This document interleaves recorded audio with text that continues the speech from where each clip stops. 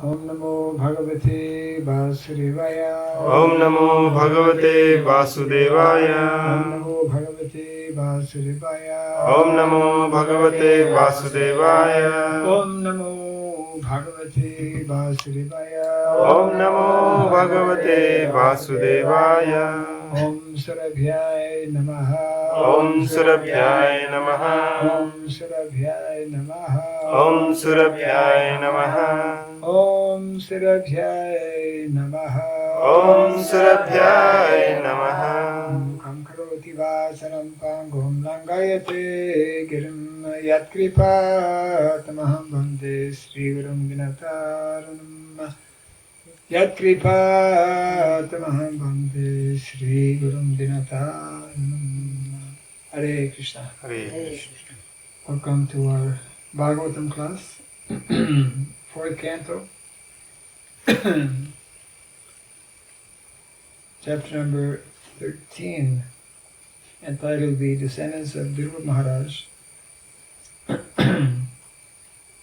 And today we read text number 36. Tasmat Tasmat Purusha Purusha Utastao Utastau Hema Hema Mari Mali Amalambaraha Amalambaraha Hiranmayena Hiranmayena Patrena Patrena Siddham Siddham Adaya Adaya Payasam Payasam. Tasmat Purusha Utastao Tasmat Purusha Utastau Hema Malya Malambaraha Hema Malyambaraha Hiranmayena Patrena Hiranmayena Patrena Siddham Adaya Payasam Siddhamadaya Payasam. Tasmat Purusha Utastao Tasmat Purusha Utastau Hema Malya Malambaraha Hema Malyamalambaraha Hiranmayena Patrena Hiranmayena Patrena Siddham Adaya Payasam Siddham Adaya Payasam. Tasmat Purusha Utastao Tasmat Purusha Utastau Hema Malya Malambaraha Hema Malyamalambaraha Hiranmayena Patrena Hiranmayena Patrena Siddham Adaya Payasam. Siddhamadaya Payasam. Translation. Oh, Tasmat, Tasmat from that fire. from that fire. Purushaha, Purushaha a person. a person. Utastao, Utastau appeared. appeared. Hema Mali, Hema Mali with a golden garland. with a golden garland. Amala Ambaraha, Amala Ambaraha in white garments. in white garments. Hiranmayena, Hiranmayena golden. golden. Patrena, Patrena with a pot. with a pot. Siddham, Siddham cooked. cooked. Adaya, Adaya carrying. carrying. Payasam, Payasam rice boiled in milk. rice boiled in milk. Payasam is in the Shastra. Bona Bona fide. fide. Yeah, bona fide. I mean, I don't think vegans have any such kind of references.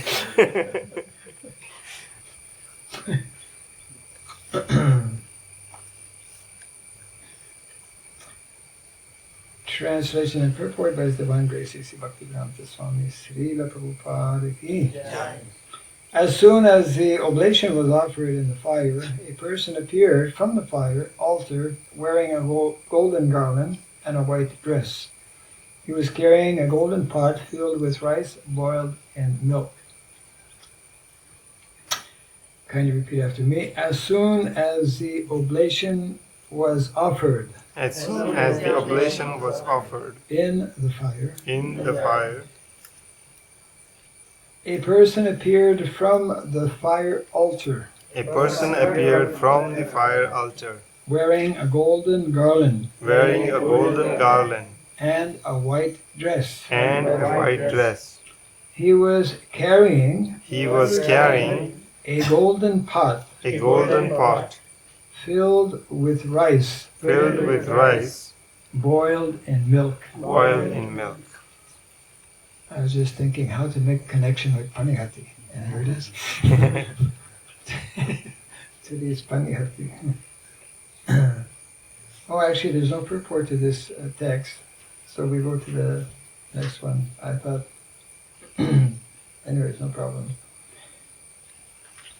So a very unusual event taking place here. Someone coming out of the fire with a garland. There's two there. With a golden garland and carrying a golden pot. Text 37. Savipranu Mato Raja Grihit Vanajali Nau Danam Avagraya Muda Yukta Pradat Patnya Udara Dehi. Translation and purport. This time purport by Srila Prabhupada. The king was very liberal,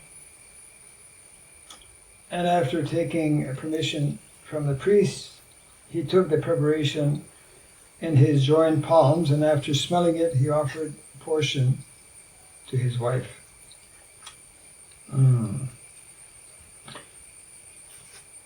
So, everyone can also repeat this verse. The king was very liberal. The king was very liberal. And after taking permission from the priests, he took the preparation in his joined palms. And after smelling it, he offered a portion to his wife. Purport. The word udara dhi is significant in this connection. The wife of the king, Sunita, was not fit to accept this benediction. Yet the king was so liberal that without hesitation he offered to his wife the boiled rice and milk, prasad, received from the Jagya Purusha. Of course, everything is designed by the Supreme Personality of Godhead. As will be explained in later verses, this incident was not very favorable for the king. Since the king was very liberal, the Supreme Personality of Godhead, in order to increase his detachment from this material world, willed that a cruel son be born of the queen, so that the king would have to leave home. As above, Lord Vishnu fulfills the desires of the karmis as they desire. But the Lord fulfills the desire of a devotee in a different way, so that the devotee may gradually come to him. This is confirmed in the Bhagavad Gita. Tadami buddhi yogam tamma yenamam upayanti te. The Lord gives the devotee the opportunity to make progress further and further, so that he may come back home, back to Godhead.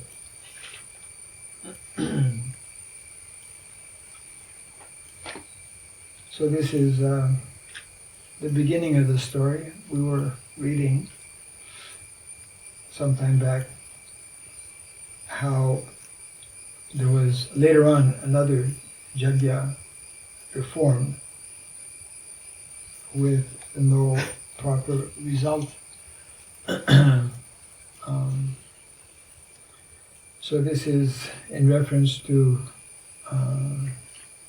as we were reading about the performance of Jagya, or sacrifice. Sacrifices were an integral part of the Vedic culture, and they served different purposes.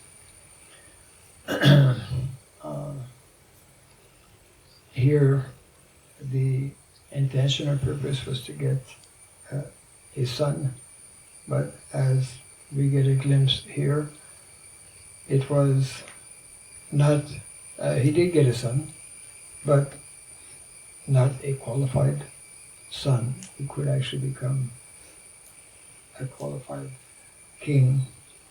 And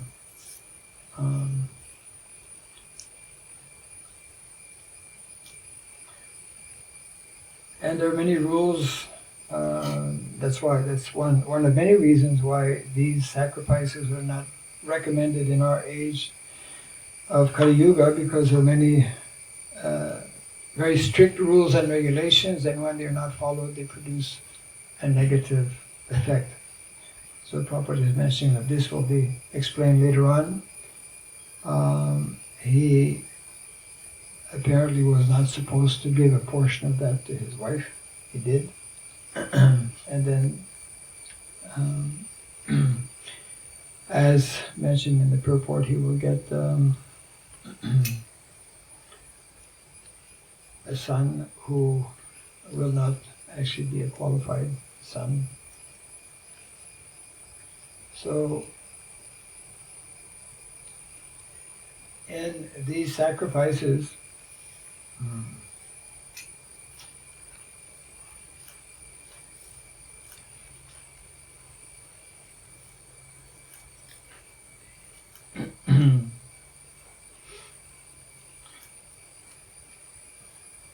yes.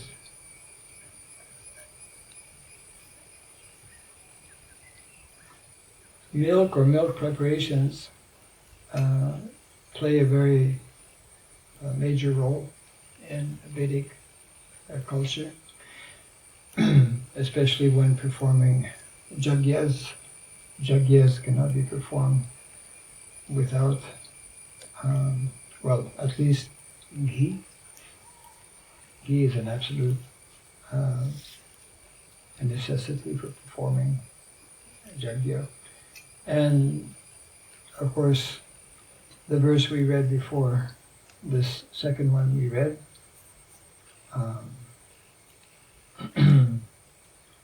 because the jagya had been performed properly, a personality appeared from the jagya. So, not something that ordinary people will believe so easily, even difficult for us as devotees to believe. But there were such practices before, and it was a very different, we could say, culture than what we understand today. Because there is reference to this milk preparation, which is very common here in South India, especially. So I just want to take the opportunity to speak a little bit about the significance of this Panihati festival. How many have attended Panihati festival? Live, not live on the internet. So this is a yearly festival that takes place at this time, and especially devotees in Mayapur, and of course Calcutta, because Panihati is quite close to Calcutta. Panihati is a junction, railway junction, which is touching actually the Ganga, the Ganges. So very close to this, Panihati actually was the village of Raghunath Das. Raghunath Das, who was at that time just a young man. And as we know, he was the only son of a very rich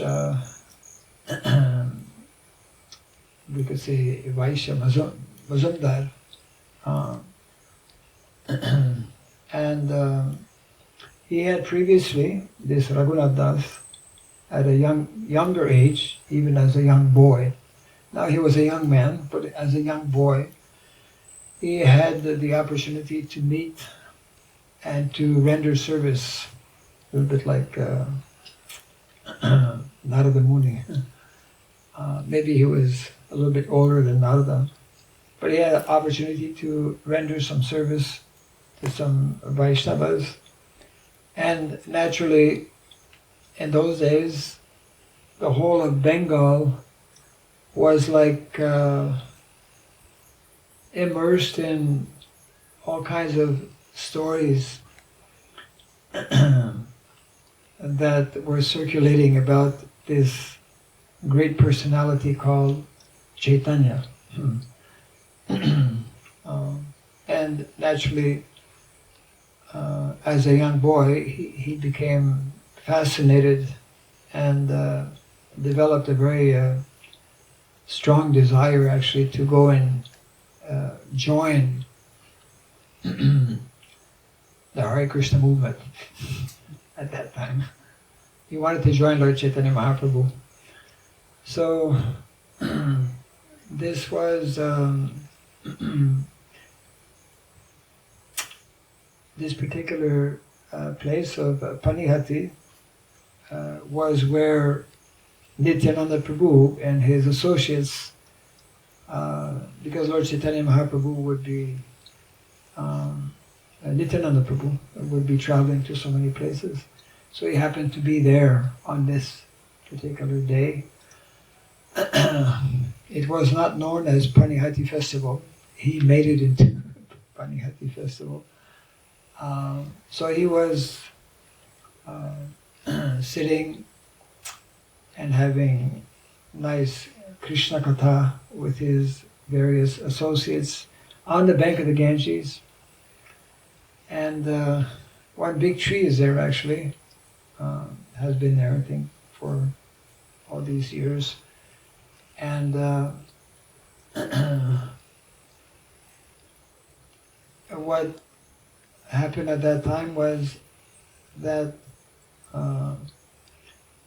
this Raghunath Das came to know that so many devotees had come close to his village, and especially not only did he know about Lord Chaitanya, but anyone who knew about Lord Chaitanya also knew about Nityananda, because they were together.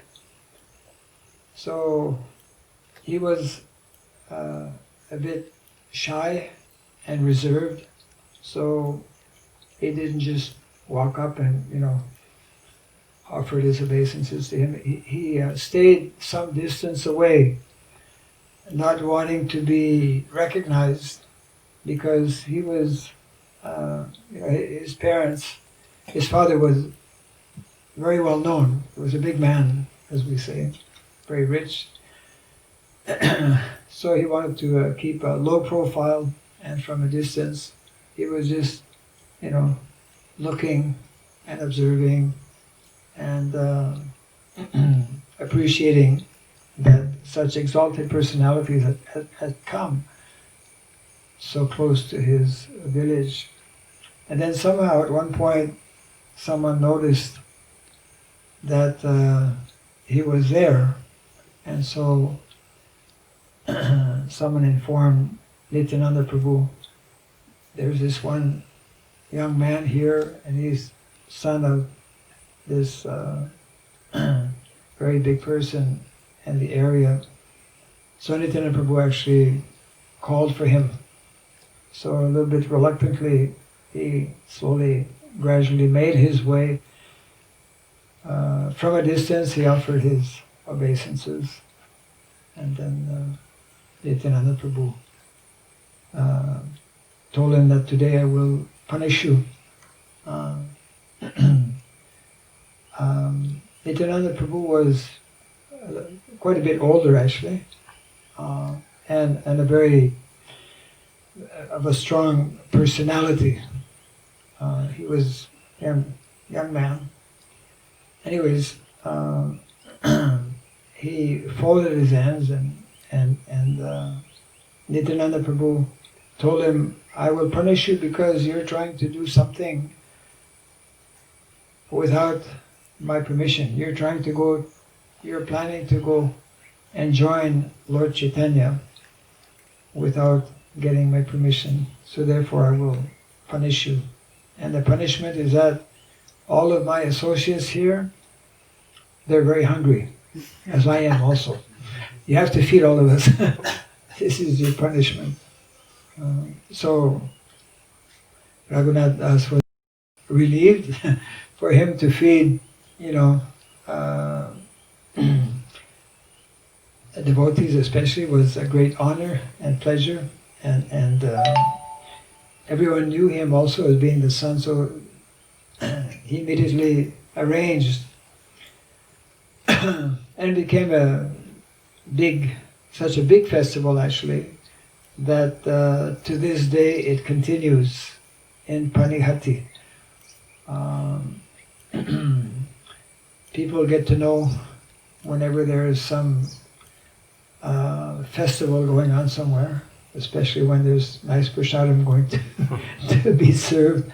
So gradually more and more people started to come, and those who were helping Raghunath Das, they had already purchased everything from the local market, so then he had to send them to the next village, go to the next village to get all kinds of pots and all kinds of this flat rice and yogurt and so many things. So this was still mango season, just like, we still have some mangoes. I think a few, they're kind of disappearing every day. So they started preparing the whole very nice description in the Chaitanya Charitamrita. So more and more people came, and it's described that actually so many people came to that place of Panihati that it was like standing room only. People practically, after all this preparation of yogurt mixed with preparation of this dahi and chipped rice, they started to mix all kinds of ingredients, such as we were discussing this morning, how they still do that today. They put like sandesh and rasgulla, in mixed with all kinds of fruits also, bananas and jackfruit and like that.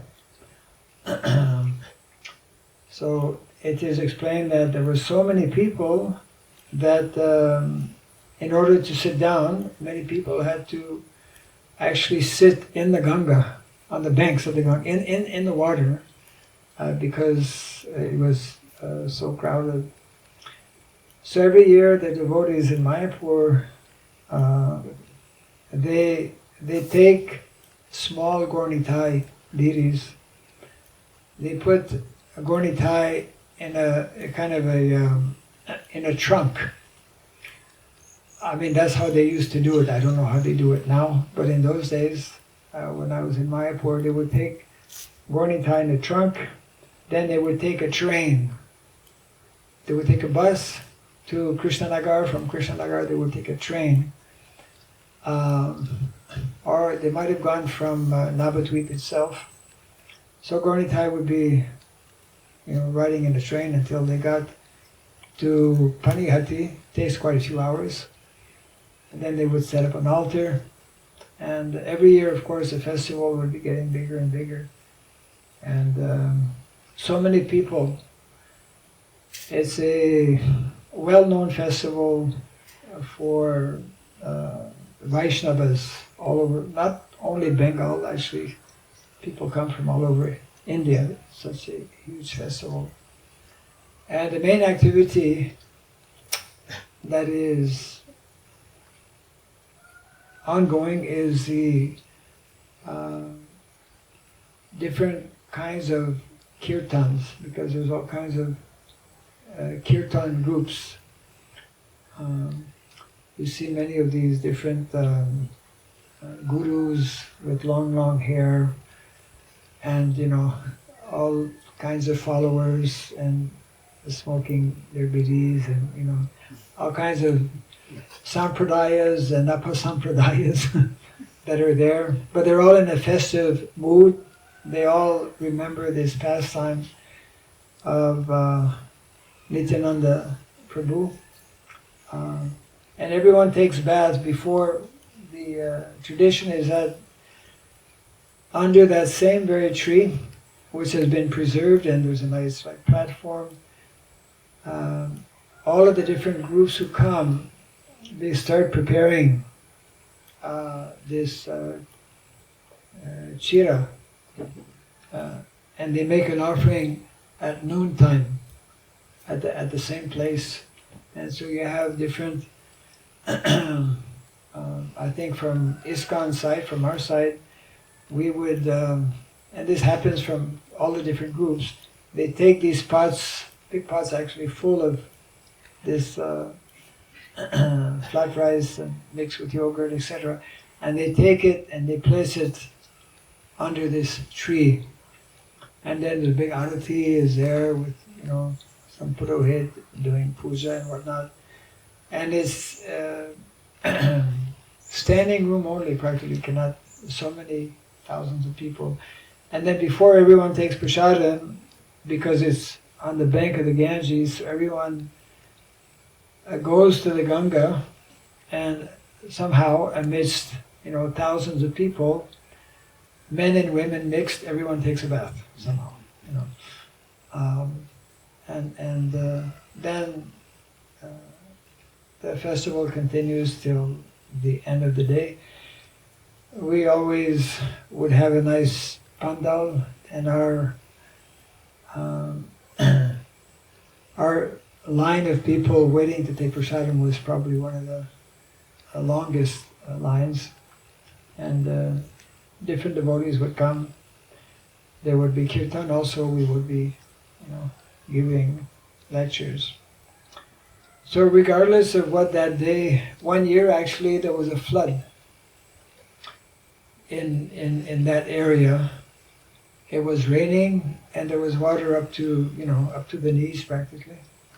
Still thousands of people would still be coming, carrying their whatever on their head and not to get wet, because nobody wanted to miss this festival of Panihati. And because of this description that is there in the Chaitanya Charitamrita, devotees in the Western world, what they do, they choose a day. It may not always be on that day because people are working. So if it's a weekend, it's not a problem. If it's during the week, then they'll choose a weekend. Then they all together they plan. And by this time in June, in the Western countries, it is warmer, so they go to a nice park, and then they reenact the pastime of Lord Nityananda Prabhu. So it is described that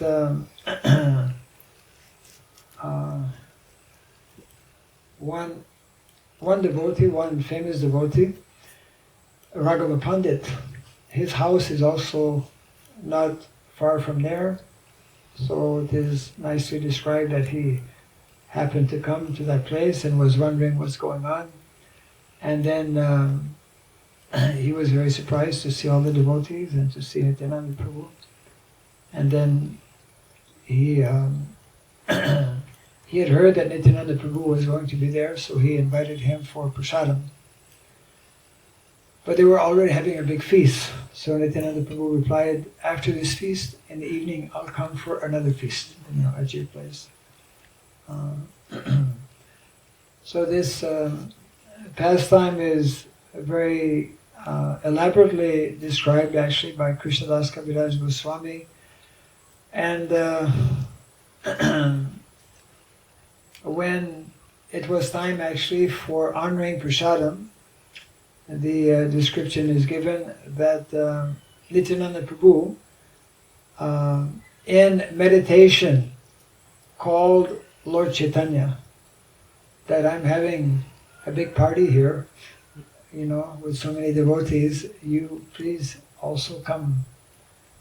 And so Lord Chaitanya actually appeared, and it is described how Nityananda, not everyone could see him, some fortunate souls could, and there was a Leela or pastime of Nityananda Prabhu feeding this chipped rice to Lord Chaitanya and vice versa, Lord Chaitanya feeding to him.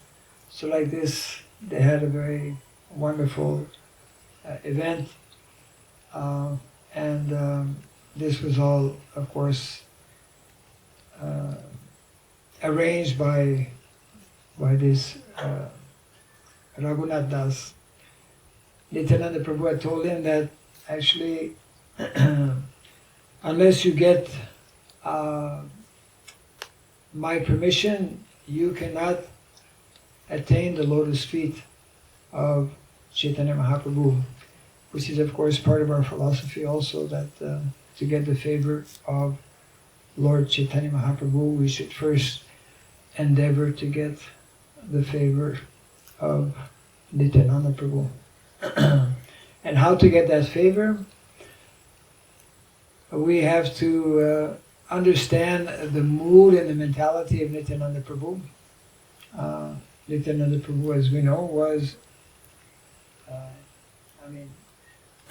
the life and soul of Nityananda Prabhu was Lord Chaitanya, and he could perfectly, naturally, being his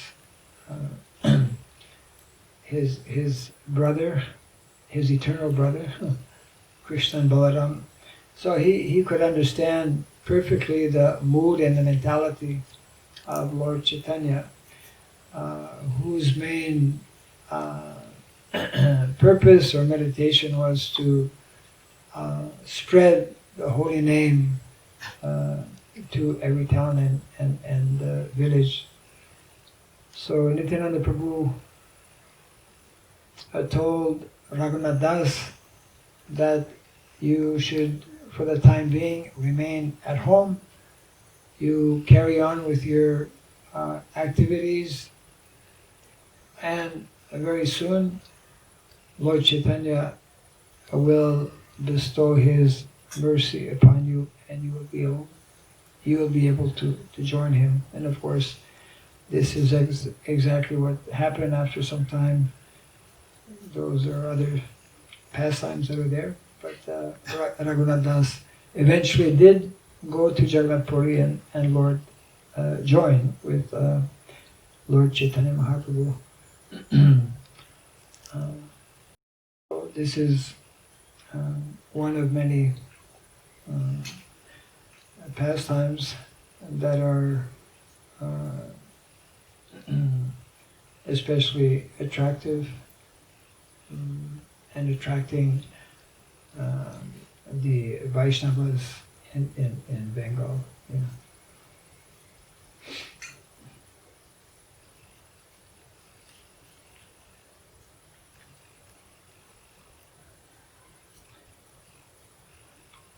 I think in that pastime also, just like in many different places of the Chaitanya Charitamrita, one can read about all kinds of different preparations or recipes that the devotees knew about, that they would be making all kinds of preparations.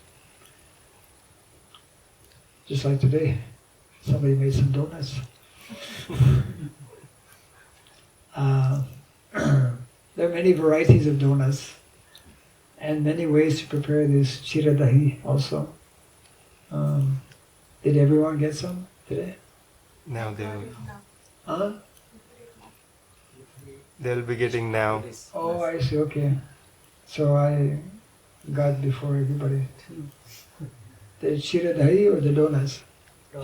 Donuts. Oh, I see, okay. Chira dahi also. You Chira got? dahi also we got it. Yeah. You got the chili? Okay. Yeah. Yeah, it was nicely made. Donuts also came out. Okay. Sprinkled with the traditional donut preparation. So if you are ever in Bengal or at this time of the year, June, yeah, it means what? Tomorrow is the Snan Netra, is it? Yes. Huh? Yes. Yeah. So it's traditionally one day before Snan Yatra, and yeah.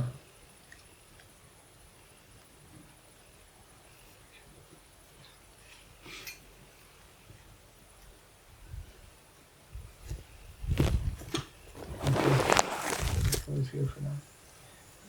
Jai Granthara Srimad Bhagavatam ki Jai. Jai Sri Prabhupada ki Jai. Hari.